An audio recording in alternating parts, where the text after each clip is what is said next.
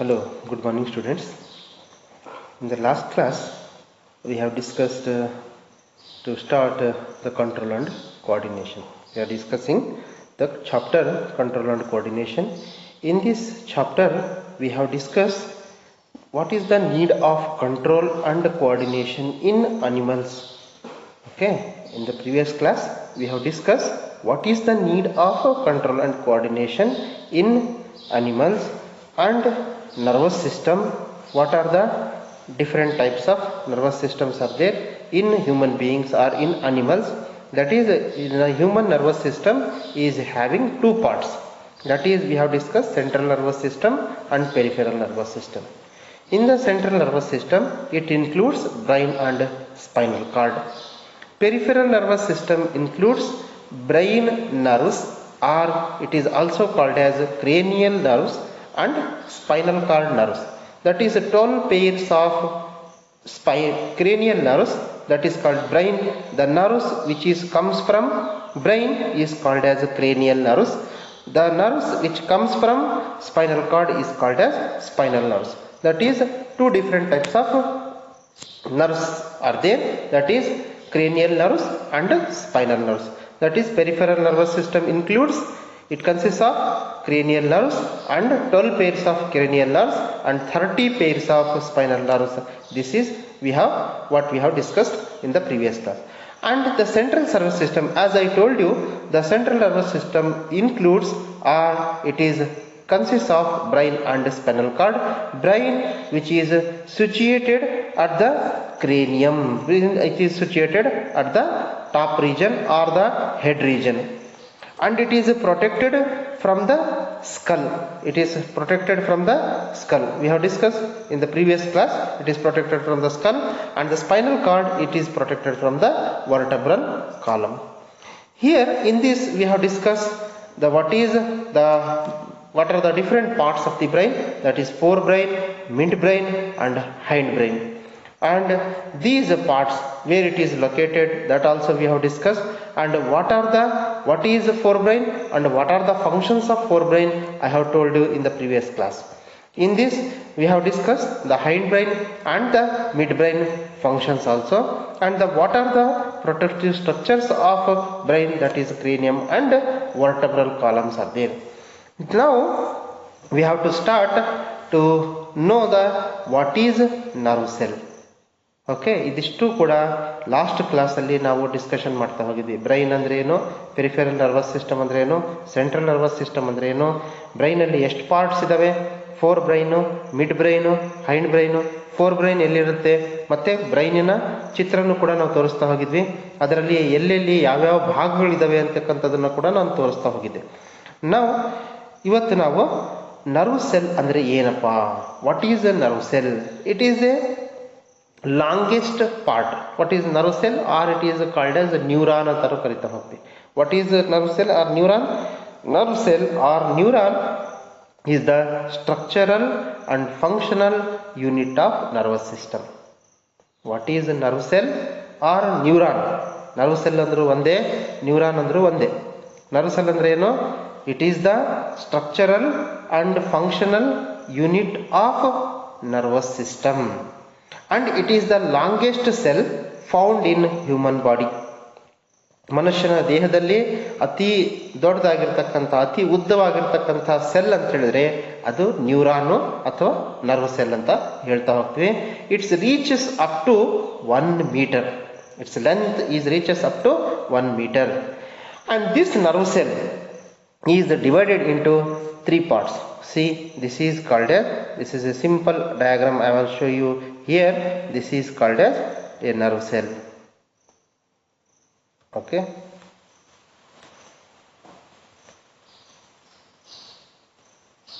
this is a nerve cell.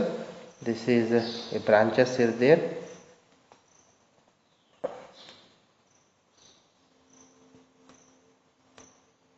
This is simple nervous cell, or it is also called as neuron. Okay, it is having 3 parts. One is the cell body. This is called as cell body. and this cell body is a rounded part. It is a rounded part. Here you can see it in the previous next slide. We'll discuss the structure also. This is the cell body, and it is having a branches. These branches are called dendrites, and it is having a long process or long structure which carries information is called as axon, and they are called as axon terminals. Okay, this is the nerve cell or the neuron. It is having three parts. One is cell body, another one is dendrites, third one is axon. Okay, the cell body is a rounded part having a nucleus and other cell organelles inside in the cell body, and cell body shows a thread-like structures. This cell body shows a thread-like structures called dendrites, and these dendrites receives the stimulus from the receptors. It receives the stimulus from the receptors, and axon is a long process which carries information from one neuron to another neuron, or which transfers a message or the impulse or the information from one neuron to another neuron, and there is a small gap. and ಈ ನ್ಯೂರಾನಿಗೆ ಇನ್ನೊಂದು ನ್ಯೂರಾನು ಕೂಡ ಇಲ್ಲಿ attach ಆಗಿರ್ತದೆ. ಹೀಗೆ ಒಂದಕ್ಕೊಂದು ನ್ಯೂರಾನ್ಗಳು ಏನಾಗಿದೆ attach ಆಗಿದೆ. ಒಂದು ನ್ಯೂರಾನ್ ಮತ್ತೆ ಇನ್ನೊಂದು ನ್ಯೂರಾನ್ ಮಧ್ಯದಲ್ಲಿ ಇರ್ತಕ್ಕಂಥ ಗ್ಯಾಪಿಗೆ ನಾವೇನಂತ ಕರಿತಾ ಹೋಗ್ತೀವಿ, ಸಿನ್ಯಾಪ್ಸ್ ಅಂತ ಕರಿತಾ ಹೋಗ್ತೀವಿ. ಎಕ್ಸಾಂಪಲ್ ಕೇಳ್ತಾರೆ 1 ಮಾರ್ಕ್ಸಿಗೆ, what is synapse? What is synapse? A small gap is present between two neurons. A small gap is present between two neurons is called as synapse. Okay, this is about a nerve cell. Next, what is the functioning of the nerve cell? What is the functioning? This is, I have told you, this is a nerve cell, and this nerve cell, the axon terminals is connected to muscle fibers. Okay, the first function, the stimulus received by the dendrites, the stimulus received by the dendritic tips of nerve cell and carried in from an electrical impulse. ಇಲ್ಲಿ ಬರ್ತಕ್ಕಂಥ message ಯಾವ ಇದರ ಮುಖಾಂತರ ಬರ್ತದೆ? Electric ಇಂಪಲ್ಸಿನ ಮುಖಾಂತರ ಬರ್ತದೆ. Electric impulse ಅಂತ ಹೇಳಿದ್ರೆ ಹೇಗೆ ವಿದ್ಯುತ್ ಮಿಡಿತಗಳು, ವಿದ್ಯುತ್ ವಾಹಕಗಳು ಹೆಂಗೆ ಹೋಗ್ತಾ ಹೋಗುತ್ತೋ, ಹೆಂಗೆ ವಿದ್ಯುತ್ ಶಕ್ತಿ ಕರೆಂಟ್ ಅಂತಕ್ಕಂಥದ್ದು ವೈರಲ್ಲಿ ಪಾಸ್ ಆಗ್ತಾ ಹೋಗುತ್ತೋ, ಅದೇ ರೀತಿ ಎಲೆಕ್ಟ್ರಿಕಲ್ ಇಂಪಲ್ಸ್ ಅಂತ ಹೇಳಿದ್ರೆ ಕೆಮಿಕಲ್ಸಿನ ರೂಪದಲ್ಲಿ ಏನಾಗ್ತಾ ಹೋಗುತ್ತೆ, ನಮ್ಮ ಮೆಸೇಜ್ ಅಂತಕ್ಕಂಥದ್ದು, ನಮ್ಮ ಒಂದು ಇನ್ಫಾರ್ಮೇಶನ್ ಅಂತಕ್ಕಂಥದ್ದು ಒಂದು ನ್ಯೂರಾನಿಂದ ಇನ್ನೊಂದು ನ್ಯೂರಾನಿಗೆ ಅದು ಹೋಗ್ತಾ ಹೋಗುತ್ತೆ. ಓಕೆನಾ? Impulse travels from dendrites to cell body. Dendrites ಇಂದ ಸೆಲ್ ಬಾಡಿಗೆ ಬರ್ತಾ ಹೋಗುತ್ತೆ, ಸೆಲ್ ಬಾಡಿಯಿಂದ ಆಕ್ಸಾನಿಗೆ ಹೋಗುತ್ತೆ, ಆಕ್ಸಾನ್ಸ್ ಇಂದ ಅದು ಮಸಲ್ಸಿಗೆ ಅದು ಮುಟ್ತಾ ಹೋಗುತ್ತೆ. ಇದನ್ನ ಟ್ರಾನ್ಸ್ಪೋರ್ಟ್ ಮಾಡ್ತಕ್ಕಂಥ ಕೆಮಿಕಲ್ಸಿಗೆ ನಾವೇನಂತ ಕರಿತಾ ಹೋಗ್ತೀವಿ? ನ್ಯೂರೋ ಟ್ರಾನ್ಸ್ಮಿಟರ್ಸ್ ಅಂತ ಕರಿತಾ ಹೋಗ್ತೀವಿ. ಈ ಸಿನಾಪ್ಸಿಸ್ ಅಲ್ಲಿ ಕೆಮಿಕಲ್ಸ್ ಇದಾವೆ. ಸಿನಾಪ್ಸಿಸ್ ಅಂದ್ರೆ ಏನು? ಸಿನಾಪ್ಸ್ ಅಂದ್ರೆ ಏನು? That is the small gap between two neurons is called as synapse ಅಂತ ಹೇಳಿದ್ವಿ. ಈ ಸಿನಾಪ್ಸ್ ಅಲ್ಲಿ ಈ ಇಂಪಲ್ಸ್ ಅನ್ನ, ಎಲೆಕ್ಟ್ರಿಕಲ್ ಇಂಪಲ್ಸ್ ಅನ್ನ, ಮಿಡಿತನ ಟ್ರಾನ್ಸ್ಫರ್ ಮಾಡ್ತಕ್ಕಂಥ ಯಾರು? That is neuro transmitters. Neuro transmitters ಅಲ್ಲಿ ಒಂದು ನ್ಯೂರೋ ಟ್ರಾನ್ಸ್ಮಿಟರ್ ಯಾವ್ದಪ್ಪ ಅಂತ ಹೇಳಿದ್ರೆ ದಟ್ ಈಸ್ ಕಾಲ್ಡ್ ಅಸಿಟೈಲ್ ಕೊಲೈನ್. ಓಕೆನಾ? ಇದರಿಂದ ಒಂದು ನ್ಯೂರಾನಿಂದ ಇನ್ನೊಂದು ನ್ಯೂರಾನಿಗೆ ಈ ರೀತಿ ಏನಾಗ್ತಾ ಹೋಗುತ್ತೆ, ಇನ್ಫಾರ್ಮೇಶನ್ ಅಂತಕ್ಕಂಥದ್ದು ಪಾಸ್ ಆಗುತ್ತೆ. ಹೇಗೆ? ಎಲೆಕ್ಟ್ರಿಕಲ್ ಫಾರಮ್ ರೂಪದಲ್ಲಿ. ಎಲೆಕ್ಟ್ರಿಕಲ್ ಹೆಂಗೆ ಕರೆಂಟ್ ವಿದ್ಯುತ್ ಶಕ್ತಿ ಹೆಂಗೆ ಪಾಸ್ ಆಗುತ್ತೋ ಆ ರೀತಿ ನಮಗೆ ಇನ್ಫಾರ್ಮೇಶನ್ ಅಂತಕ್ಕಂಥದ್ದು ಪಾಸ್ ಆಗ್ತಾ ಹೋಗುತ್ತೆ. ನಾವು ಇಲ್ಲಿ ಹೇಳಿದ್ವಿ ಒಂದು ನ್ಯೂರಾನಿಗೂ ಮತ್ತೆ ಇನ್ನೊಂದು ನ್ಯೂರಾನಿಗೆ ಇರ್ತಕ್ಕಂಥ ಗ್ಯಾಪಿಗೆ ಸಿನ್ಯಾಪ್ಸ್ ಅಂತ ಕರೆದಿದ್ವಿ. ಅದೇ ರೀತಿ ಮಸಲ್ಸಿಗೂ ಮತ್ತೆ ನ್ಯೂರಾನ್ಸಿಗೂ ಮಧ್ಯದಲ್ಲಿ ಇರ್ತಕ್ಕಂಥ ಗ್ಯಾಪಿಗೆ ನಾವೇನಂತ ಕರಿತೀವಿ? Neuromuscular junction. What is neuromuscular junction? When synapse ಅಥವಾ gap occurs between a neuron and a muscle cell is called as neuromuscular. ನ್ಯೂರಾನಿಗೂ ಮತ್ತೆ ಮಸಲ್ಸಿಗೂ ಮಧ್ಯದಲ್ಲಿ ಇರ್ತಕ್ಕಂಥ ಗ್ಯಾಪಿಗೆ ನ್ಯೂರೋ ಮಸ್ಕ್ಯುಲಾರ್ ಜಂಕ್ಷನ್ ಅಥವಾ ನ್ಯೂರೋ ಮಸ್ಕ್ಯುಲಾರ್ ಸಿನ್ಯಾಪ್ಸ್ ಅಂತ ಕರಿತಾ ಹೋಗ್ತೀವಿ. ಇದಿಷ್ಟು ಕೂಡ functions and what are the neurotransmitters ಅಂತಕ್ಕಂಥವು ಯಾವ್ಯಾವ ಇದಾವೆ, ಮತ್ತೆ ಇದು ಮಸಲ್ಸ್ ಮತ್ತೆ ನ್ಯೂರಾನಿನ ಮಧ್ಯದಲ್ಲಿರ್ತಕ್ಕಂಥ ಗ್ಯಾಪಿಗೆ ನಾವು ಏನಂತ ಹೇಳ್ತಾ ಹೋಗ್ತೀವಿ ಅಂತಕ್ಕಂಥದ್ದು ನಾವು ಇಲ್ಲಿ ನೋಡ್ತಾ ಹೋಗಿದ್ವಿ. ಓಕೆ, ನೆಕ್ಸ್ಟ್ ಬಂದ್ಬಿಟ್ಟು ರಿಫ್ಲೆಕ್ಸ್ ಆಕ್ಷನ್. ಏನಪ್ಪ ರಿಫ್ಲೆಕ್ಸ್ ಆಕ್ಷನ್ ಅಂತ ಹೇಳಿದ್ರೆ, what is the reflex action? Reflex action is a nerve mediated, nerves ಇಂದ ನಡೀತಕ್ಕಂಥ nerve mediated spontaneous automatic involuntary response to a stimulus without the will of the organism. ನಮ್ಮ ನರಗಳಿಂದ automatic ಆಗಿ ತತ್ಕ್ಷಣನೇ ನಮಗೆ ಗೊತ್ತಿಲ್ದಂಗೆನೆ, ನಮ್ಮ ವಿಲ್ ಪವರಿಗೆ ಗೊತ್ತಿಲ್ದಂಗೆ, ಅಂದರೆ ನಮ್ಮ ಮನಸ್ಸಿಗೆ ಗೊತ್ತಿಲ್ದಂಗೆ, ನಮ್ಮ ಗಮನಕ್ಕೆ ಬರಲೇ ಇಲ್ದಂಗೆ ಏನಾಗ್ತಾ ಹೋಗುತ್ತೆ, ಆಟೋಮೆಟಿಕ್ ಆಗಿ ರೆಸ್ಪಾನ್ಸ್ ಆಗ್ತಕ್ಕಂಥ ಇದಕ್ಕೆ ನಾವೇನಂತ ಕರಿತಾ ಹೋಗ್ತೀವಿ, ರಿಫ್ಲೆಕ್ಸ್ ಆಕ್ಷನ್ ಅಂತ ಕರಿತೀವಿ. What is reflex action? It is a nerve mediated spontaneous automatic involuntary response to a stimulus. ಯಾವುದೇ ಒಂದು ಸ್ಟಿಮ್ಯುಲಸ್ ಬಂತು, ಏನು ಸ್ಟಿಮ್ಯುಲಸ್ ಅಂತ ಹೇಳಿದ್ರೆ, ಫಾರ್ ಎಕ್ಸಾಂಪಲ್ ಒಂದು ಅಚಾನಕ್ ಆಗಿ ಆಕ್ಸಿಡೆಂಟಲ್ಲಿ ನಾವೇನು ಮಾಡ್ತಾ ಹೋದ್ವಿ, ಯಾವುದೋ ಒಂದು ಹಾಟ್ ಪ್ಲೇಟ್ ಇತ್ತು, ಆ ಹಾಟ್ ಪ್ಲೇಟ್ ಮೇಲೆ ಗೊತ್ತಿಲ್ದಂಗೆ ಕೈ ಇಟ್ಬಿಟ್ವಿ. ಕೈ ಇಟ್ಟಿದ ತಕ್ಷಣ ಏನಾಗುತ್ತೆ, ಸ್ಟಿಮ್ಯುಲಸ್ ನಮಗೆ ಹಾಟ್ ಸ್ಟಿಮ್ಯುಲಸ್, ಇಲ್ಲಿ ಬಿಸಿಯಾಗಿರ್ತಕ್ಕಂಥ ಅಂಚಿರ್ಬೋದು, ಬಿಸಿಯಾಗಿರ್ತಕ್ಕಂಥ ಒಂದು ಕಲ್ಲಾಗಿರ್ಬೋದು, ಬಿಸಿಯಾಗಿರ್ತಕ್ಕಂಥ ಯಾವುದೋ ಒಂದು ವಸ್ತು ಇರ್ಬೋದು, ಅದನ್ನು ಸಡನ್ ಆಗಿ ನಾವು ಮುಟ್ಟಿದ ತಕ್ಷಣ ಏನಾಗುತ್ತೆ, ಆ ಮೆಸೇಜ್, ಆ ಹಾರ್ಟ್ ಇಂಪಲ್ಸ್ ಅಂತಕ್ಕಂಥದ್ದು ನ್ಯೂರಾನ್ಸಿಗೆ ಹೋಗುತ್ತೆ. ನ್ಯೂರಾನ್ಸು ಇಮಿಡಿಯೇಟ್ ಆಗಿ ಅದಕ್ಕೆ ರೆಸ್ಪಾನ್ಸ್ ಮಾಡಿಬಿಟ್ಟು ಏನು ಮಾಡ್ತಾ ಹೋಗ್ತವೆ, ಅಲ್ಲಿಂದ ಕೈನ ಬಹಳ ಬೇಗ ನಮಗೆ ತಕ್ಕೊಳ್ತಾ ಹೋಗ್ತೀವಿ.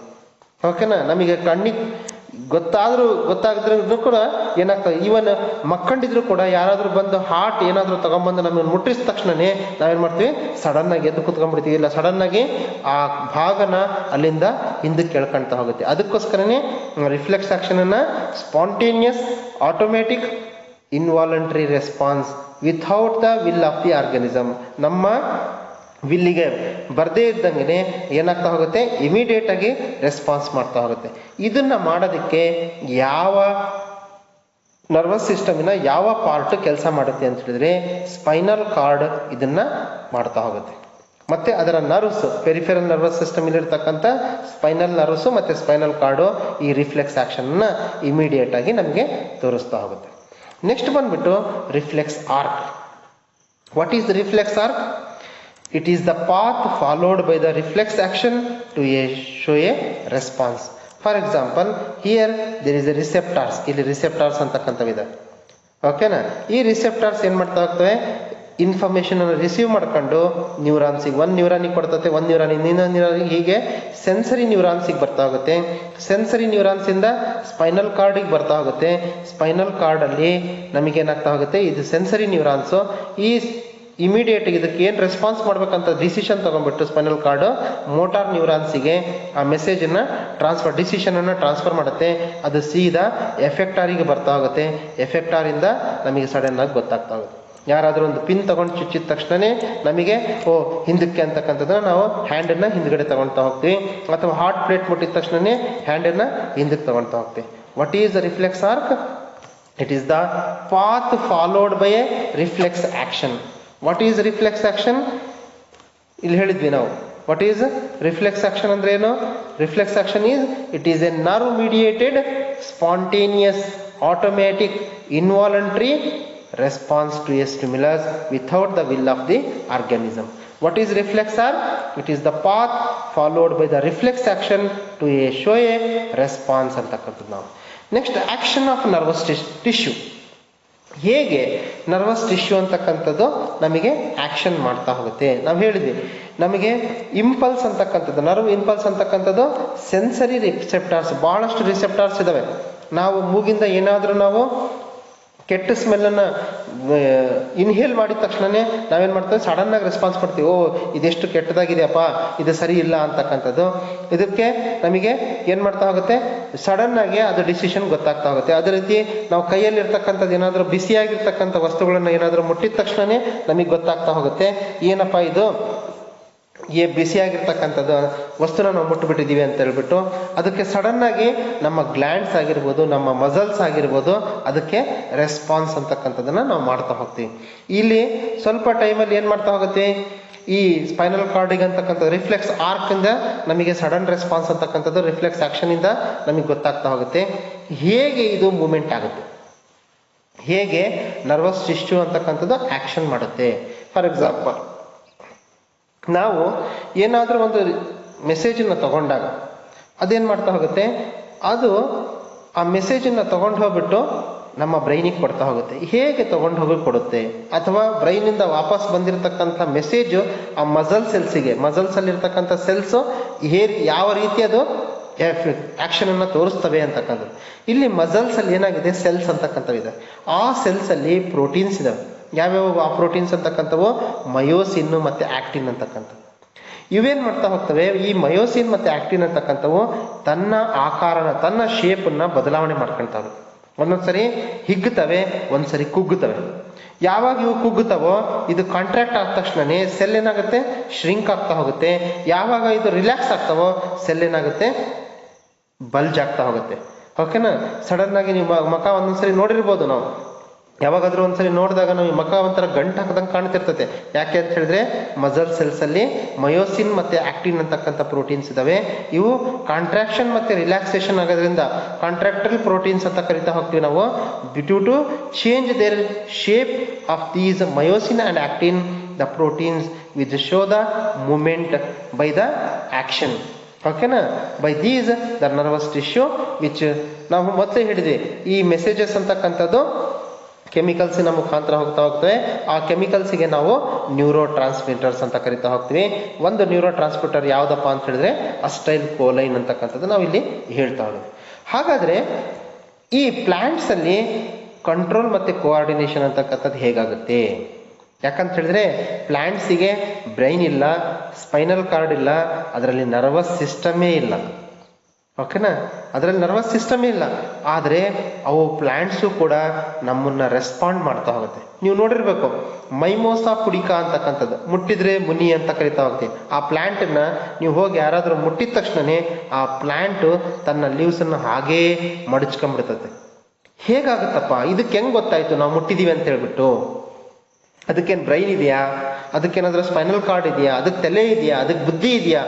ನಮ್ಮಲ್ಲಿ ಕ್ವಶನ್ಸ್ ಅನ್ನ ಹುಟ್ಟಾಕತ್ತೆ. ಆದರೆ ಅದರಲ್ಲಿ ತಲೆನೂ ಇಲ್ಲ, ಅದರಲ್ಲಿ ಬ್ರೈನೂ ಇಲ್ಲ, ಅದರಲ್ಲಿ ಸ್ಪೈನಲ್ ಕಾರ್ಡು ಇಲ್ಲ. ಆದರೆ ಮತ್ತೆ ಹೇಗೆ ರೆಸ್ಪಾಂಡ್ ಮಾಡ್ತು, ಹೇಗೆ ಅದರಲ್ಲಿ ಬದಲಾವಣೆ ಅಂತಕ್ಕಂಥದ್ದು ನಾವು ನೋಡ್ತಾ ಹೋದ್ವಿ. ನಾನು ಹೇಳಿದ್ದೆ, ಮಸಲ್ ಸೆಲ್ಸ್ ಅಲ್ಲಿ ಮಯೋಸಿನ್ ಮತ್ತೆ ಆಕ್ಟಿನ್ ಅಂತಕ್ಕಂಥವು ಇದಾವೆ. ಆ ಮಯೋಸಿನ್ ಅಂತ ಮತ್ತೆ ಆಕ್ಟಿನ್ ಅಂತಕ್ಕಂಥ proteins by changing their shape of the proteins or their contractile nature, they will show the effect of the any impulse, any stimulus ಇನ ಒಂದು ಯಾವುದೇ ಒಂದು ಆಕ್ಷನ್ ಅನ್ನ ಅದು ತೋರಿಸ್ತಾ ಹೋಗುತ್ತೆ. ಅದೇ ರೀತಿ ಮೈಮೋಸಾ ಪುಡಿಕನ ನಾವು ಮುಟ್ಟಿದ ತಕ್ಷಣನೇ ಅದು ಎಲೆಕ್ಟ್ರೋಕೆಮಿಕಲ್ ಚೇಂಜಸ್ ಆಗ್ತಾ ಹೋಗುತ್ತೆ. ಎಲೆಕ್ಟ್ರೋಕೆಮಿಕಲ್ ಚೇಂಜಸ್ ಅಂತ ಹೇಳಿದ್ರೆ ಏನು, ಅದರಲ್ಲಿ ಇರತಕ್ಕಂಥ ಆ ಸೆಲ್ಸ್ ಯಾವಾಗ, ಯಾಕಂತ ಹೇಳಿದ್ರೆ ಎಲ್ಲ ಲೀವ್ಸ್ಗಳು ಅಂತಕ್ಕಂಥವು ಸೆಲ್ಸ್ ಇಂದ ಮಾಡಲ್ಪಟ್ಟಿದೆ. ನಾವು ಹೇಳಿದ್ವಿ ಪ್ಲಾಂಟ್ಸ್ ಎಲ್ಲ ಅಂತಕ್ಕಂಥದ್ದು, ಪ್ಲಾಂಟ್ಸ್ ಅಲ್ಲಿ ಪ್ಲಾಂಟ್ ಸೆಲ್ಸ್ ಇದ್ದಾವೆ, ಅನಿಮಲ್ಸ್ ಅಲ್ಲಿ ಅನಿಮಲ್ ಸೆಲ್ಸ್ ಅಂತಕ್ಕಂಥವು ಇದಾವೆ ಅಂತ ಹೇಳಿದ್ವಿ. ಯಾವಾಗ ನಾವು ಆ ಪ್ಲಾಂಟ್ ಅನ್ನ ಟಚ್ ಮಾಡ್ತೀವೋ, ಟಚ್ ಮಾಡಿದ ತಕ್ಷಣನೇ ಆ ಸೆಲ್ಲಿಗೆ ಟಚ್ ಮಾಡ್ದಂಗೆ ಆಗುತ್ತೆ. ಯಾವಾಗ ಅದರಲ್ಲಿ ಸೆಲ್ಲಿಗೆ ಟಚ್ ಮಾಡ್ತೀವೋ ಅದರಲ್ಲಿ ಆ ಸೆಲ್ ನಲ್ಲಿ ಇರ್ತಕ್ಕಂಥ ನೀರು ಅದೇನ್ ಮಾಡ್ತಾ ಹೋಗುತ್ತೆ, ತನ್ನಲ್ಲಿರ್ತಕ್ಕಂಥ ನೀರನ್ನ ಹೊರಗಡೆ ಹಾಕುತ್ತೆ. That is called as osmosis ಅಂತ ಹೇಳ್ತೀವಿ. ಎಂಥ ಆಸ್ಮಾಸಿಸ್? ಎಕ್ಸಾಸ್ಮಾಸಿಸ್. ಹೊರಗಡೆ ಹಾಕೋದಕ್ಕೆ ಎಕ್ಸಾಸ್ಮಾಸಿಸ್, ಒಳಗಡೆ ನೀರನ್ನು ತಗೊಂಡ್ರೆ ಎಂಡಾಸ್ಮಾಸಿಸ್ ಅಂತ ಕರಿತಾವೆ. ಹೀಗೆ ಯಾವಾಗ ಆ ಸೆಲ್ಸ್ ತನ್ನಲ್ಲಿರ್ತಕ್ಕಂಥ ನೀರನ್ನ ಹೊರಗಡೆ ಹಾಕ್ತಾವೋ, ನೀರನ್ನ ಕಳ್ಕೊಂಡ್ಮೇಲೆ ಆ ಸೆಲ್ ಏನಾಗುತ್ತೆ, ಶ್ರಿಂಕ್ ಆಗುತ್ತೆ.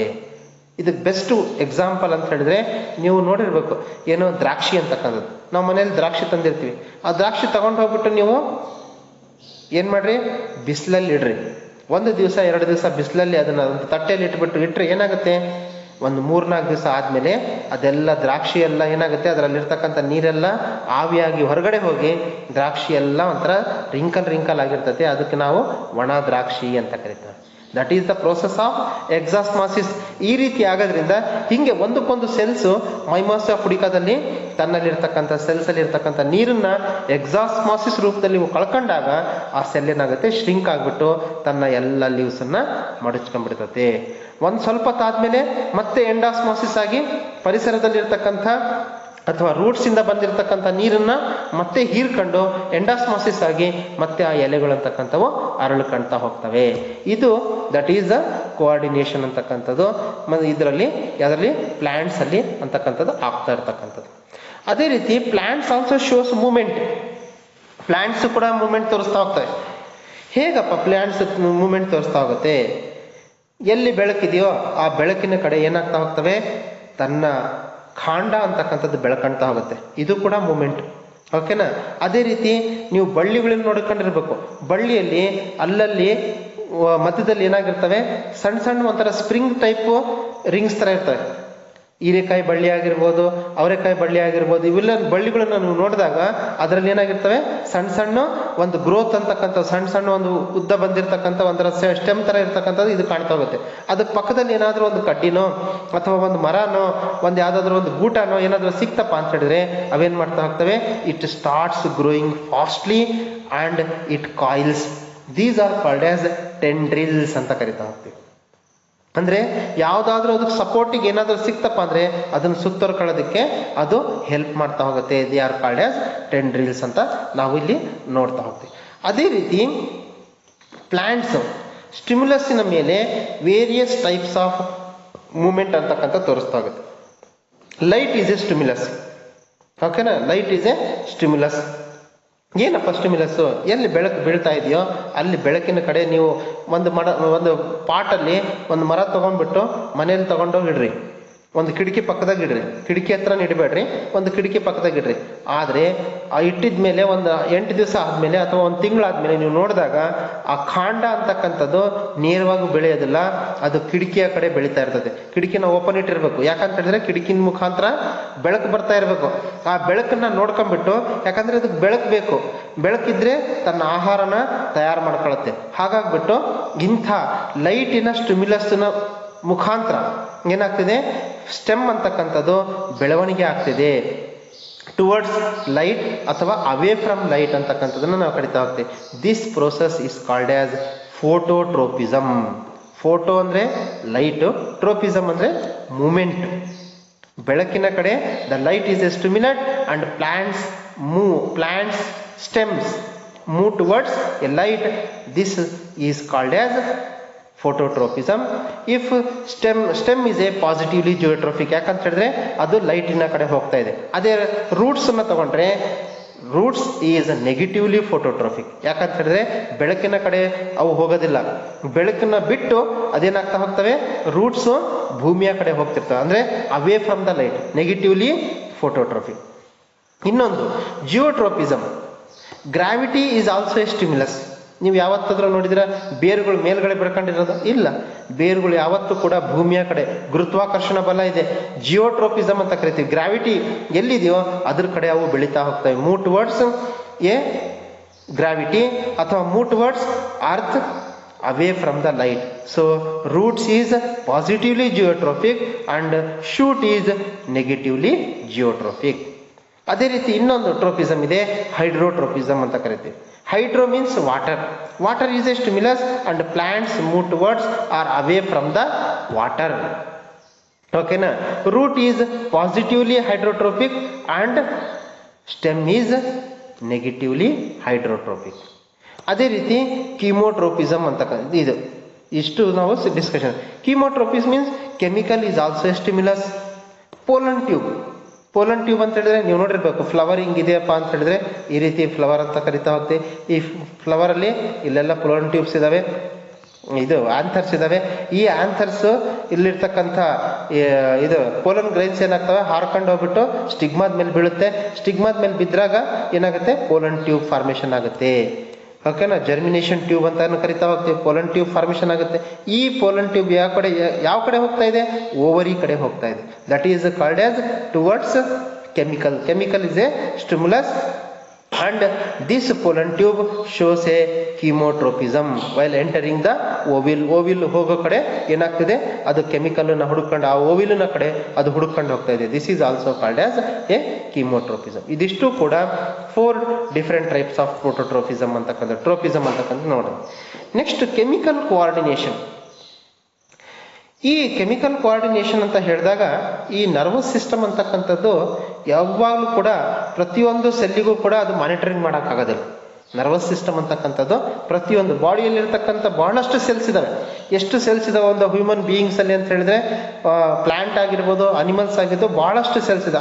ಪ್ಲಾಂಟ್ಸಿಗೆ ಅನಿಮಲ್ಸಿಗೆ ತಗೊಂಡ್ರೆ 10⁻14 ಸೆಲ್ಸ್ ಅಂತಕ್ಕಂಥವು ಆಗಿದೆ. ಅಂದರೆ ಒಂದ್ರ ಮುಂದೆ 14 ಸೊನ್ನೆ ಹಾಕಿದರೆ ಎಷ್ಟಾಗುತ್ತೋ ಅಷ್ಟು ಸೆಲ್ಸ್ ಇಂದ ಒಂದು ಹ್ಯೂಮನ್ ಬಾಡಿ ಅಂತಕ್ಕಂಥದ್ದು ರೆಡಿ ಆಗಿರುತ್ತೆ ಅಂತಕ್ಕಂಥದ್ದು ನಾವು ಸೈಂಟಿಫಿಕ್ ಸ್ಟಡಿಯಿಂದ ಹೇಳ್ತಾ ಹೋಗ್ತೀವಿ. ಅದೇ ರೀತಿ ಪ್ಲಾಂಟ್ಸ್ ಅನ್ನು ತಗೊಂಡ್ರೆ ಅದೇ ಪ್ಲಾಂಟ್ಸು ಕೂಡ ಬಹಳಷ್ಟು ಸೆಲ್ಸ್ ಇಂದ ಮಾಡಲ್ಪಟ್ಟಿದೆ. ಆದರೆ ಇಲ್ಲಿ ಪ್ರತಿಯೊಂದು ಸೆಲ್ಲಿಗೂ ಕೂಡ ನಾವು ಕಂಟ್ರೋಲ್ ಅಂಡ್ ಕೋಆರ್ಡಿನೇಷನ್ ಮಾಡೋಕ್ಕಾಗುತ್ತಾ? ಇಲ್ಲ.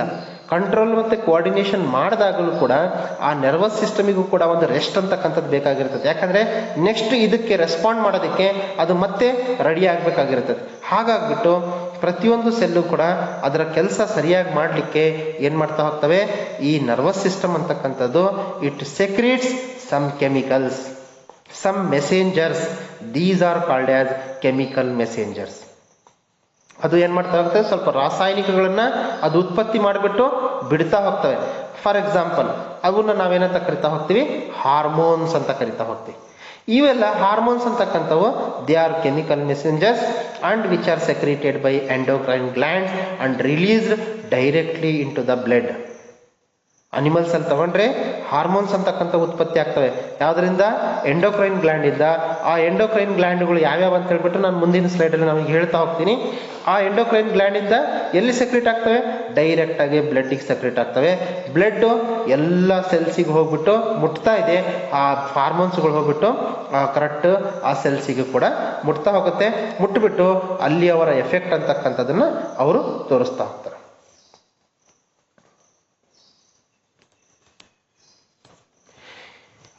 ಈ ಫಾರ್ ಎಕ್ಸಾಂಪಲ್ ನಾವು ಪ್ಲಾಂಟ್ ಹಾರ್ಮೋನ್ಸ್, ಪ್ಲಾಂಟ್ಸ್ ಅಲ್ಲಿ ಕೂಡ ಏನಾಗ್ತಾ ಹೋಗ್ತವೆ, ಹಾರ್ಮೋನ್ಸ್ ಅಂತಕ್ಕಂಥವು. ಹಾರ್ಮೋನ್ಸ್ ಅಂದ್ರೆ ಏನ್ ಹೇಳ್ತೀವಿ ನಾವು? Hormones are chemical messengers. They are secreted by particular gland or particular tissue and it is directly released into the blood in case of animals. Animals ಆಗಿದ್ರೆ blood ಅಲ್ಲಿ ರಿಲೀಸ್ ಆಗ್ತಾ ಹೋಗುತ್ತೆ. Hormones, plant hormones ಅಂತಕ್ಕಂಥ plants ಅಲ್ಲಿ ಆದ್ರೆ ಅವೇನಾಗ್ತಾ ಹೋಗುತ್ತೆ, phloem ಅಥವಾ xylem tissues ನಲ್ಲಿ ಅದು ರಿಲೀಸ್ ಆಗ್ತಾ ಹೋಗುತ್ತೆ. ಅದು ಹೋಗ್ಬಿಟ್ಟು ಇದಕ್ಕೆ ಅಲ್ಲಿ ಮುಟ್ತಾ ಹೋಗುತ್ತೆ. ಇಲ್ಲಿ ಪ್ಲಾಂಟ್ ಹಾರ್ಮೋನ್ಸ್ಗಳು ಯಾವ್ಯಾವಪ್ಪ ಅಂತ ಹೇಳಿದ್ರೆ auxins, cytokinins, gibberellins and abscisic acid. ಏನೇನು ಹೇಳಿದ್ವಿ? Plant hormones are auxins, cytokinins, gibberellins and abscisic acid. ಇವಾಗ ಒನ್ ಬೈ ಒನ್ ಏನೇನು ಇದ್ರ ಕೆಲಸ ಅಂತಕ್ಕಂಥದ್ದು. Auxins it helps in elongation of cells. Auxins ಏನ್ ಮಾಡ್ತಾ ಹೋಗ್ತವೆ, ಸೆಲ್ಸ್ ಇಷ್ಟು ಚಿಕ್ಕದಾಗಿದೆ, ಇದು ದೊಡ್ಡದಾಗೋದಕ್ಕೆ ಹೆಲ್ಪ್ ಮಾಡ್ತಾ ಹೋಗುತ್ತೆ. ಸೆಲ್ಗಳು ದೊಡ್ಡವಾಗೋದಕ್ಕೆ, ಎಲಾಂಗೇಷನ್ ಆಗೋದಕ್ಕೆ ಆಕ್ಸಿನ್ಸ್ ಅಂತಕ್ಕಂಥ ಹಾರ್ಮೋನ್ಸು ಹೆಲ್ಪ್ ಮಾಡ್ತಾ ಹೋಗ್ತದೆ. Cytokinins it provides cell division. ಒಂದು ಸೆಲ್ ಇದೆ, ಇದು ಡಿವೈಡ್ ಆಗಿ 2 ಸೆಲ್ ಆಗ್ತಾ ಹೋಗ್ತದೆ. 2 ಇದಾವೆ, ಇವು 4 ಆಗ್ತಾ ಹೋಗ್ತವೆ. ಹಿಂಗೆ ಸೆಲ್ಸ್ ಡಿವೈಡ್ ಆಗ್ತಾ ಹೋಗ್ತವೆ. ಸೆಲ್ಸ್ ಡಿವೈಡ್ ಆದಾಗಲೇ ಹೋಗ್ತಾನೆ ಶೂಟ್ ಬೆಳೆಯೋದು, ಕಾಂಡ ಅಂತಕ್ಕಂಥದ್ದು ಬೆಳೆಯೋದು, ರೂಟ್ ಅಂತಕ್ಕಂಥದ್ದು ಬೆಳೆಯೋದು.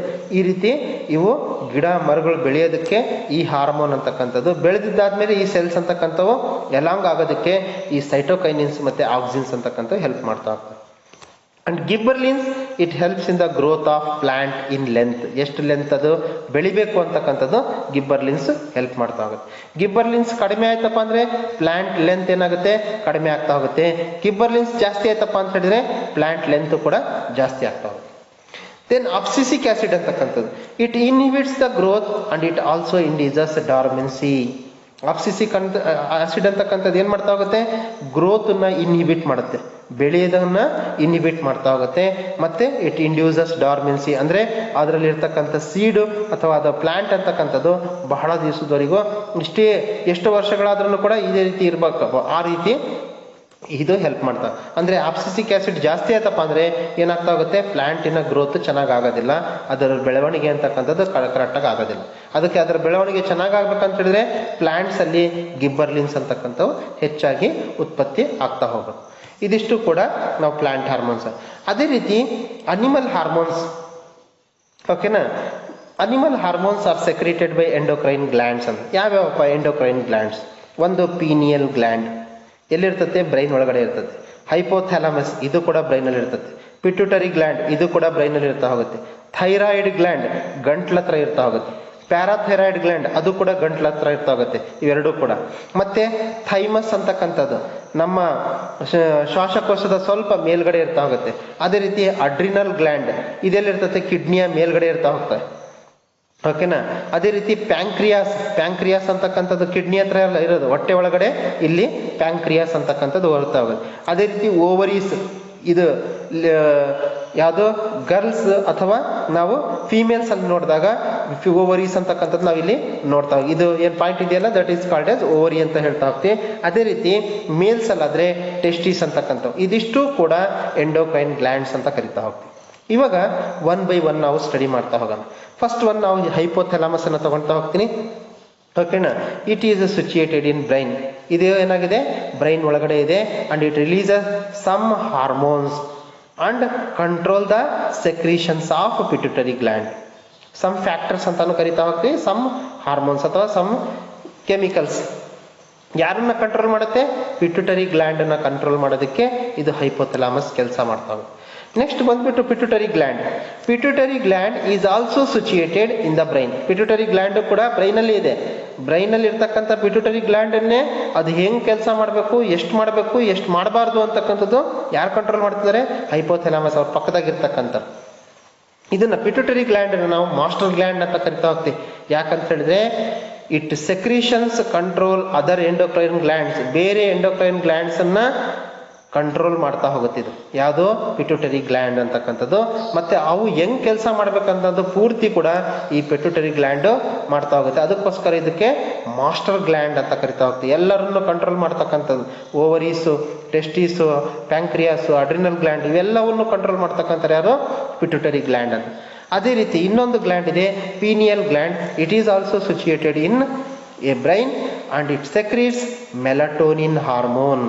ಇದು ಏನ್ ಮಾಡುತ್ತೆ, ಮೆಲಟೋನಿನ್ ಅಂತಕ್ಕಂಥ ಹಾರ್ಮೋನ್ ಅನ್ನು ಉತ್ಪತ್ತಿ ಮಾಡುತ್ತೆ. ಆ ಮೆಲಟೋನಿನ್ ಹಾರ್ಮೋನ್ ಏನ್ ಕೆಲಸ ಮಾಡುತ್ತಪ್ಪ ಅಂದ್ರೆ it regulates A body colour in animals. Body colour ಅಂತಕ್ಕಂಥದ್ದು ನಾವು ಬೆಳ್ಳಗಿರ್ಬೇಕಪ್ಪ ಅಂತ ಹೇಳಿದ್ರೆ ಮೆಲಟೋನಿನ್ ಕಡಿಮೆ ಸೆಕ್ರೀಟ್ ಆಗ್ಬೇಕು. ಎಲ್ಲಿಂದ, ಪೀನಿಯಲ್ ಗ್ಲ್ಯಾಂಡ್ ಅಲ್ಲಿ. ಜಾಸ್ತಿ ಸೆಕ್ರೀಟ್ ಆಯ್ತಪ್ಪ ಅಂತ ಹೇಳಿದ್ರೆ ಮನುಷ್ಯ ಏನಾಗ್ತಾ ಹೋಗ್ತಾನೆ, ಕರ್ರಗೆ ಇರ್ತಾ ಹೋಗ್ತಾನೆ. ಇದಿಷ್ಟು ಕೂಡ ನಾವು ಇಲ್ಲಿ ನೋಡಿರ್ತಕ್ಕಂಥ ಅನಿಮಲ್ ಹಾರ್ಮೋನ್ಸ್ ಮತ್ತೆ ಬೇರೆ ಬೇರೆ ಗ್ಲ್ಯಾಂಡ್ಸ್. ಇನ್ನ ಮುಂದೆ ಪ್ಯಾರಾಥೈರಾಯ್ಡ್ ಗ್ಲ್ಯಾಂಡ್ ಅಂತಕ್ಕಂಥದ್ದು. ಈ ಪ್ಯಾರಾಥೈರಾಯ್ಡ್ ಗ್ಲ್ಯಾಂಡ್ ಏನ್ ಮಾಡ್ತಾ ಹೋಗುತ್ತೆ, ಪ್ಯಾರಾಥಾರ್ಮೋನ್ ಅಂತಕ್ಕಂಥದ್ದನ್ನು ಉತ್ಪತ್ತಿ ಮಾಡುತ್ತೆ, which along with calcitonin and it helps in the absorption of control calcium level in blood plasma. ಏನ್ ಮಾಡ್ತಾ ಹೋಗುತ್ತೆ, ಪ್ಯಾರಾಥೈರಾಯ್ಡ್ ಗ್ಲ್ಯಾಂಡ್. ಪ್ಯಾರಾಥೈರಾಯ್ಡ್ ಗ್ಲ್ಯಾಂಡ್ ಎಲ್ಲಿದೆ, ನಾನು ಹೇಳಿದೆ ಗಂಟ್ಲಿನ ಕೆಳಗಡೆ ಇದೆ. ಗಂಟ್ಲ ಹತ್ರ ಥೈರಾಯ್ಡ್ ಗ್ಲ್ಯಾಂಡ್ ಅಂತಕ್ಕಂಥದ್ದು ಇದೆ. ಆ ಥೈರಾಯ್ಡ್ ಗ್ಲ್ಯಾಂಡ್ ಹತ್ರ ಪ್ಯಾರಾಥೈರಾಯ್ಡ್ ಗ್ಲ್ಯಾಂಡ್. ಅದು ಏನ್ ಮಾಡುತ್ತೆ, ಪ್ಯಾರಾಥಾರ್ಮೋನ್ ಅಂತಕ್ಕಂಥದನ್ನ ಸೆಕ್ರೀಷನ್ ಮಾಡ್ತಾ ಹೋಗುತ್ತೆ. It also along with ಕ್ಯಾಲ್ಸಿಟೋನಿನ್, this helps to maintain the level of calcium in blood plasma. Blood ನ ಪ್ಲಾಸ್ಮಾದಲ್ಲಿ ಕ್ಯಾಲ್ಸಿಯಂ ಲೆವೆಲ್ ಎಷ್ಟಿರಬೇಕು ಅಂತಕ್ಕಂಥದ್ದನ್ನ ಇದು ಹೆಲ್ಪ್ ಮಾಡುತ್ತೆ. ಯಾಕಪ್ಪ ಕ್ಯಾಲ್ಸಿಯಂ ಯಾಕೆ ಬೇಕು, ಕ್ಯಾಲ್ಸಿಯಂ ನಮಗೆ ಬ್ಲಡ್ ಅಲ್ಲಿ ಕ್ಯಾಲ್ಸಿಯಂ ಇದ್ರೆ ಬ್ಲಡ್ ಕ್ಲಾಟ್ ಆಗೋದಕ್ಕೆ ಅದು ಹೆಲ್ಪ್ ಮಾಡ್ತಾ ಹೋಗುತ್ತೆ.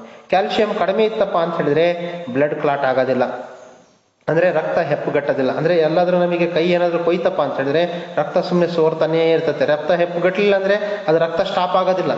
ಕಾಲೇನಾದ್ರೂ ಕಟ್ಟಾಯ್ತಪ್ಪ ಅಂದ್ರೆ ರಕ್ತ ಸುಮ್ಮನೆ ಸೋರ್ತಾನೆ ಇರ್ತದೆ. ಅದಕ್ಕೋಸ್ಕರ minimum concentration of calcium is required for the coagulation of blood. It maintains the level, calcitonin maintains the level of calcium in the blood plasma. Next is thyroid gland. Thyroid gland secretes thyroxine hormone which controls metabolism of carbohydrates, fats and proteins, and it also secretes calcitonin along with parathormone. ಪ್ಯಾರಾಥಾರ್ಮೋನಿನ ಜೊತೆಯಲ್ಲಿ ಈ parathyroid ಗ್ಲ್ಯಾಂಡಿನ ಜೊತೆಯಲ್ಲಿ ಇದು ಕೂಡ thyroxine hormone, thyroid gland ಅಂತಕ್ಕಂಥದ್ದು thyroxine hormone ಅನ್ನು ಉತ್ಪತ್ತಿ ಮಾಡುತ್ತೆ. ಈ ಥೈರಾಕ್ಸಿನ್ ಹಾರ್ಮೋನ್ ಏನ್ ಮಾಡುತ್ತೆ, ನಾವು ತಿಂತಕ್ಕಂಥ ಆಹಾರದಲ್ಲಿ ಇರ್ತಕ್ಕಂಥ ಕಾರ್ಬೋಹೈಡ್ರೇಟ್ಸು, ಪ್ರೋಟೀನ್ಸು ಮತ್ತೆ ಲಿಪಿಡ್ಸ್, ಫ್ಯಾಟ್ಸ್ ಅನ್ನ ಡೈಜೆಷನ್ ಮಾಡೋದಕ್ಕೆ, ಮೆಟಬಾಲಿಸಮ್ ಮಾಡೋದಕ್ಕೆ, ಮೆಟಬಾಲಿಸಮ್ ಅಂದ್ರೆ ಡೈಜೆಷನ್ ಮಾಡೋದಕ್ಕೆ ಅದು ಹೆಲ್ಪ್ ಮಾಡ್ತಾ ಹೋಗುತ್ತೆ. ಇದೇನಾದ್ರೂ ಥೈರಾಯ್ಡ್ ಗ್ಲ್ಯಾಂಡ್ ಥೈರಾಕ್ಸಿನ್ ಹಾರ್ಮೋನ್ ಅನ್ನು ಸರಿಯಾಗಿ ಉತ್ಪತ್ತಿ ಮಾಡಲಿಲ್ಲ ಅಂದ್ರೆ ನಮ್ಮ ಗ್ರೋತ್ ಅಂತಕ್ಕಂಥದ್ದು ಸರಿಯಾಗಿ ಆಗೋದು, ನಮ್ಮ ಬೆಳವಣಿಗೆ ಅಂತಕ್ಕಂಥದ್ದು ಸರಿಯಾಗಿ ಆಗೋದು. ಯಾಕಂದ್ರೆ ನಾವು ತಿಂದಿರ್ತಕ್ಕಂಥ ಆಹಾರ ಸರಿಯಾದ ರೀತಿಯಲ್ಲಿ ಜೀರ್ಣ ಆಗೋದಿಲ್ಲ, ಮತ್ತೆ ಕ್ಯಾಲ್ಸಿಯಂ ಲೆವೆಲ್ಲು ಕೂಡ ಬ್ಲಡ್ ಪ್ಲಾಸ್ಮಾದಲ್ಲಿ ಮೇಂಟೈನ್ ಆಗೋದಿಲ್ಲ ಅಂತಕ್ಕಂಥ ನಾವಿಲ್ಲಿ ನೋಡ್ತಾ ಹೋಗ್ತೀವಿ. ಅದೇ ರೀತಿ ನೆಕ್ಸ್ಟ್ ಬಂದ್ಬಿಟ್ಟು ಪ್ಯಾಂಕ್ರಿಯಾಸ್. ಇದು ಬಹಳ ಇಂಪಾರ್ಟೆಂಟ್ ಆಗಿರ್ತಕ್ಕಂಥ ಒಂದು endocrine gland. It secretes insulin hormone, it controls blood sugar level. ಇದೇನಾದರೂ ಪ್ಯಾಂಕ್ರಿಯಾಸ್ ಇನ್ಸುಲಿನ್ ಅನ್ನ ಸರಿಯಾದ ಪ್ರಮಾಣದಲ್ಲಿ ಉತ್ಪತ್ತಿ ಮಾಡಲಿಲ್ಲಪ್ಪ ಅಂದ್ರೆ ನಮಗೆಲ್ಲರಿಗೂ ಕೂಡ ಡಯಾಬಿಟೀಸ್, ಸಕ್ಕರೆ ಕಾಯಿಲೆ ಅಂತಕ್ಕಂಥದ್ದು ಬರ್ತಾ ಹೋಗುತ್ತೆ. ಇಫ್ ದ ಲೆಸ್ ಸೆಕ್ರೀಷನ್ ಅಥವಾ mall secretion of insulin hormone, it causes diabetes disease ಅಂತಕ್ಕಂಥದ್ದು. ಜಾಸ್ತಿ ಆಯ್ತಪ್ಪ ಅಂತ ಹೇಳಿದ್ರೆ ನಮಗೇನಾಗ್ತಾ ಹೋಗುತ್ತೆ, ಅದ್ರ ಹೈಪರ್ ಡಯಾಬಿಟಿಸ್ ಅಂತ ಕರಿತಾ ಹೋಗ್ತೀವಿ. ಅಂದ್ರೆ ನಮಗೆ ಬ್ಲಡ್ ಶುಗರ್ ಲೆವೆಲ್ ಇನ್ನೂ ಕಡಿಮೆ ಆಗ್ಬಿಟ್ಟಿದೆ. ಕಡಿಮೆ ಉತ್ಪತ್ತಿ ಆದರೆ ಶುಗರ್ ಜಾಸ್ತಿ ಆಗುತ್ತೆ, ಜಾಸ್ತಿ ಉತ್ಪತ್ತಿ ಆದರೆ ಶುಗರೇ ಕಡಿಮೆ ಆಗ್ಬಿಡ್ತದೆ. ಜಾಸ್ತಿನೂ ಉತ್ಪತ್ತಿ ಆಗಬಾರ್ದು, ಕಡಿಮೆನೂ ಉತ್ಪತ್ತಿ ಆಗಬಾರ್ದು. ಅದೇ ರೀತಿ ಇನ್ನೊಂದು ಗ್ಲ್ಯಾಂಡ್ ಇದೆ, ಅಡ್ರಿನಲ್ ಗ್ಲ್ಯಾಂಡ್ ಅಂತಕ್ಕಂಥದ್ದು. ಇದು ಎಲ್ಲಿದೆ? ನಾನು ಹೇಳಿದ್ದೆ, ಕಿಡ್ನಿಯ ಮೇಲ್ಗಡೆ ಇರತಕ್ಕಂಥ ಗ್ಲ್ಯಾಂಡಿಗೆ ನಾವು ಅಡ್ರಿನಲ್ ಗ್ಲ್ಯಾಂಡ್ ಅಂತ ಕರಿತಾ ಹೋಗ್ತೀವಿ. ಇದಕ್ಕೆ ಇದೇನು ಮಾಡುತ್ತೆ? ಅಡ್ರಿನಲಿನ್ ಹಾರ್ಮೋನ್ ಅಂತಕ್ಕಂಥದನ್ನ ಉತ್ಪತ್ತಿ ಮಾಡುತ್ತೆ. Adrenaline hormone, it secretes a adrenaline hormone which regulates heart beat to maintain proper oxygen supply in emergency condition. ಇದೇನು ಮಾಡುತ್ತೆ? ಹಾರ್ಟ್ ಬೀಟ್, ಹೆಂಗೆ ಹಾರ್ಟ್ ಬಡ್ಕೋಬೇಕು, ಎಷ್ಟು ಬಡ್ಕೋಬೇಕು, ಎಷ್ಟು ಬಡ್ಕೋಬಾರ್ದು ಅಂತಕ್ಕಂಥದನ್ನ ಕಂಟ್ರೋಲ್ ಮಾಡ್ತಕ್ಕಂಥ ಯಾರು? Adrenaline hormone. ಎಲ್ಲಿಂದ ಉತ್ಪತ್ತಿ ಆಗುತ್ತೆ? ಅಡ್ರಿನಲ್ ಗ್ಲ್ಯಾಂಡ್ ಇಂದ. ಎಲ್ಲಿದೆ ಅಡ್ರಿನಲ್ ಗ್ಲ್ಯಾಂಡು? ಕಿಡ್ನಿಯ ಮೇಲ್ಗಡೆ ಅಂತಕ್ಕಂಥದ್ದು ಇದೆ. And oxygen supply emergency condition ಅಲ್ಲಿ ನಾವು ಯಾವಾಗಾದ್ರೂ ಗಾಬರಿ ಆದಾಗ ಏನಾಗ್ತಾ ಹೋಗುತ್ತೆ? ಗಾಬರಿ ಆದ ತಕ್ಷಣ ಮೈ ಕೈಯೆಲ್ಲ ನಮ್ಮದು ಏನಾಗುತ್ತೆ? ಒಂಥರ ನೀರಾಗ್ಬಿಡ್ತೀವಿ, ಬೆವ್ತು ಬಿಡ್ತೀವಿ. ಅವಾಗ ಅಂತ ಟೈಮಲ್ಲಿ ನಾವು ಉಸಿರನ್ನ ಜಾಸ್ತಿ ತಗೊಳ್ತಿರ್ತೀವಿ, ಆಕ್ಸಿಜನ್ ಜಾಸ್ತಿ ತಗೊಳ್ತಿರ್ತೀವಿ. ತಗೊಂಡಿರೋ ಆಕ್ಸಿಜನ್ ಎಲ್ಲ ಸೆಲ್ಸಿಗೂ ಮುಟ್ಟಬೇಕು. ಅದಕ್ಕೇನು ಮಾಡುತ್ತೆ? ಹಾರ್ಟ್ ಜೋರಾಗಿ ಪಂಪ್ ಮಾಡ್ತಾ ಹೋಗುತ್ತೆ. ಅದಕ್ಕೋಸ್ಕರ ನಾವು ಯಾವಾಗಾದ್ರೂ ಗಾಬರಿ ಆದಾಗ, ಏನಾದರೂ ಹುಲಿ ನೋಡಿದಾಗ ಅಥವಾ ಏನಾದರೂ ಹಾವುಗಳನ್ನ ನೋಡಿದಾಗ, ಅವಾಗ ಏನಾದರೂ ಒಂದು ಕೆಟ್ಟ ಸುದ್ದಿನ ಕೇಳಿದಾಗ ನಮ್ಮ ಹಾರ್ಟ್ ಬೀಟ್ ಅಂತಕ್ಕಂಥದ್ದು ಜಾಸ್ತಿ ಆಗ್ತಾ ಹೋಗುತ್ತೆ. ಯಾಕಂದ್ರೆ ಅಂಥ ಟೈಮಲ್ಲಿ ಸ್ಕೇರಿ ಕಂಡೀಷನ್ ಇದ್ದಾಗ, ಎಮರ್ಜೆನ್ಸಿ ಕಂಡೀಷನ್ಸ್ ಅಲ್ಲಿ ಏನಾಗ್ತವೆ? ಸೆಲ್ಸು ತನಗೆ ಹೆಚ್ಚಿನ ವರ್ಕ್ನ ಕೊಡ್ತಾ ಹೋಗ್ತವೆ. ಸೆಲ್ಸ್ ಹೇಗೆ ಹೆಚ್ಚಿನ ವರ್ಕ್ ಕೊಡ್ತಾವೋ ಅದಕ್ಕೆ ಎನರ್ಜಿ ಬೇಕಾಗಿರುತ್ತೆ. ಎನರ್ಜಿ ಬೇಕಪ್ಪ ಅಂತ ಹೇಳಿದ್ರೆ ಆಹಾರ ಏನಾಗಬೇಕು? ರೆಸ್ಪಿರೇಷನ್ ಆಗಬೇಕು. ರೆಸ್ಪಿರೇಷನ್ ಅಂತ ಹೇಳಿದ್ರೆ ಕಂಪ್ಲೀಟ್ ಜೀರ್ಣ ಆಗ್ಬೇಕು. ಅದರಿಂದ ಎನರ್ಜಿ ಅಂತಕ್ಕಂಥದ್ದು ಉತ್ಪತ್ತಿ ಆಗ್ಬೇಕು. ಎನರ್ಜಿ ಉತ್ಪತ್ತಿ ಆಗ್ಲಿಕ್ಕೆ ಆಕ್ಸಿಜನ್ ಬೇಕು. ಆಕ್ಸಿಜನ್ ಕಳ್ಸರ್ ಯಾರು? ಹಾರ್ಟ್. ಎಲ್ಲಿಂದ ಬರ್ತದೆ? ಬ್ಲಡ್ಡಿನ ಮುಖಾಂತರ ಬರ್ತಾ ಹೋಗುತ್ತೆ. ಅದಕ್ಕೋಸ್ಕರ ನಮ್ಮ ಲಂಗ್ಸು ಮತ್ತೆ ಹಾರ್ಟ್ ಅಂತಕ್ಕಂಥದ್ದು ಫಾಸ್ಟ್ ಆಗಿ ಕೆಲಸ ಮಾಡ್ತಾವೆ. ಅದೇ ರೀತಿ ನಾವು ಗೊನ್ಯಾಡ್ಸ್ ಅಂತ ಹೇಳಿದ್ವಿ. ಮೇಲ್ಸ್ ಅಲ್ಲಾದ್ರೆ ಟೆಸ್ಟಿಸ್ ಅಂತಕ್ಕಂಥದ್ದು, ಮೇಲ್ ಗೊನ್ಯಾಡ್ಸ್ ಅಂತ ಕರಿತಾ ಹೋಗ್ತೀವಿ. ಇವು ನಮಗೆ ಟೆಸ್ಟೋಸ್ಟಿರೋನ್ ಮತ್ತೆ ಫೀಮೇಲ್ ಗೊನ್ಯಾಡ್ಸ್ ಅಂತಕ್ಕಂಥದ್ದು ಓವರಿ, ಇಟ್ ಸೆಕ್ರೀಟ್ಸ್ ಈಸ್ಟ್ರೋಜನ್ ಅಂತಕ್ಕಂಥದ್ದು ಫೀಮೇಲ್ ಸೆಕ್ಸ್ ಆರ್ಗನ್ಸ್ ಇಂದ ನಮಗೆ ಉತ್ಪತ್ತಿ ಆಗ್ತದೆ. ಇನ್ನೊಂದ್ಸರಿ ಹೇಳ್ತಾ ಹೋಗ್ತೀನಿ, ಗೊನ್ಯಾಡ್ಸ್ ಅಂತಕ್ಕಂಥದ್ದು. ಗೊನ್ಯಾಡ್ಸ್ ಅಂತ ಹೇಳಿದ್ರೆ ಮೇಲ್ ಗೊನ್ಯಾಡ್ಸು ಟೆಸ್ಟಿಸ್ ಅಂತಕ್ಕಂಥವು. ಇದು ಟೆಸ್ಟೋಸ್ಟಿರೋನ್ ಹಾರ್ಮೋನ್ ಅನ್ನು ಉತ್ಪತ್ತಿ ಮಾಡುತ್ತೆ. ಫೀಮೇಲ್ ಗೊನ್ಯಾಡ್ಸ್ ಅಂತಕ್ಕಂಥವು ಓವರೀಸು. ಇವು ಫೀಮೇಲ್ ಗೊನ್ಯಾಡ್ಸು, ಇವು ಈಸ್ಟ್ರೋಜನ್ ಹಾರ್ಮೋನ್ ಅನ್ನು ಉತ್ಪತ್ತಿ ಮಾಡುತ್ತೆ. ಇದು ಸೆಕ್ಸ್ ಆರ್ಗನ್ಸ್ ಅಂತ ಕರಿತಾ ಹೋಗ್ತೀವಿ. ಯಾವ ಗೊನ್ಯಾಡ್ಸ್ ಅಂದ್ರೆ ಸೆಕ್ಸ್ ಆರ್ಗನ್ಸ್ ಯಾವ್ಯಾವು? ಓವರೀಸ್ ಮತ್ತೆ ಟೆಸ್ಟಿಸ್ ಅಂತಕ್ಕಂಥವು. ಇವು ಹಾರ್ಮೋನ್ಸ್ ಅನ್ನು ಉತ್ಪತ್ತಿ ಮಾಡ್ತವೆ. ಮೇಲ್ಸ್ ಅಲ್ಲಿ ಮೇಲ್ ಗೊನ್ಯಾಡ್ ಟೆಸ್ಟಿಸ್ ಅಂತಕ್ಕಂಥ ಟೆಸ್ಟೋಸ್ಟಿರೋನ್ ಉತ್ಪತ್ತಿ ಮಾಡೋದ್ರಿಂದ ಸೆಕ್ಷುಯಲ್ ಕ್ಯಾರೆಕ್ಟರ್ ಅಂತಕ್ಕಂಥದ್ದು. ಇದು ಯಾವಾಗ ಉತ್ಪತ್ತಿ ಆಗುತ್ತೆ? ಪ್ಯೂಬರ್ಟಿ ಸ್ಟೇಜ್ ಅಲ್ಲಿ. ಪ್ಯೂಬರ್ಟಿ ಸ್ಟೇಜ್ ಅಂತ ಹೇಳಿದ್ರೆ ಮೆಚ್ಯೂರ್ಡ್ ಆದಾಗ, ಓಕೆನಾ? ಮೇಲು ಮತ್ತೆ ಫಿಮೇಲ್ ಅಂತಕ್ಕಂಥದ್ದು ಮೆಚ್ಯೂರ್ಡ್ ಸ್ಟೇಜಿಗೆ ಬಂದಾಗ ಇವು ಇಟ್ ಸ್ಟಾರ್ಟ್ಸ್ ವರ್ಕಿಂಗ್. ಮೇಲಲ್ಲಿ testis, it secretes testosterone hormone. Testosterone hormone ಉತ್ಪತ್ತಿ ಆದಾಗ ಮೇಲ್ ಕ್ಯಾರೆಕ್ಟರ್ಸ್ ಅಂತಕ್ಕಂಥವು, ಗಂಡಿನ ಕ್ಯಾರೆಕ್ಟರ್ಸ್ ಅಂತಕ್ಕಂಥ ಬರ್ತಾ ಹೋಗುತ್ತೆ. ಅದೇ ರೀತಿ ಫಿಮೇಲ್ಸ್ ಅಲ್ಲಿ ಫೆಮಿನೈನ್ ಕ್ಯಾರೆಕ್ಟರ್ಸ್ ಅಂತಕ್ಕಂಥವು ನಾವು ಅಲ್ಲಿ ನೋಡ್ತಾ ಹೋಗ್ತೀವಿ. ಇದಿಷ್ಟು ಕೂಡ ಕಂಟ್ರೋಲ್ ಮತ್ತೆ ಕೋಆರ್ಡಿನೇಷನ್ ಬಗ್ಗೆ ನಾವು ಇಷ್ಟೊಂದು ತಿಳ್ಕೊಂಡಿರ್ತಕ್ಕಂಥದ್ದು. If you have any doubts, please call me and ask me a questions, or if you have a doubts you can write a questions in WhatsApp group and you can ask the questions. Okay, thank you.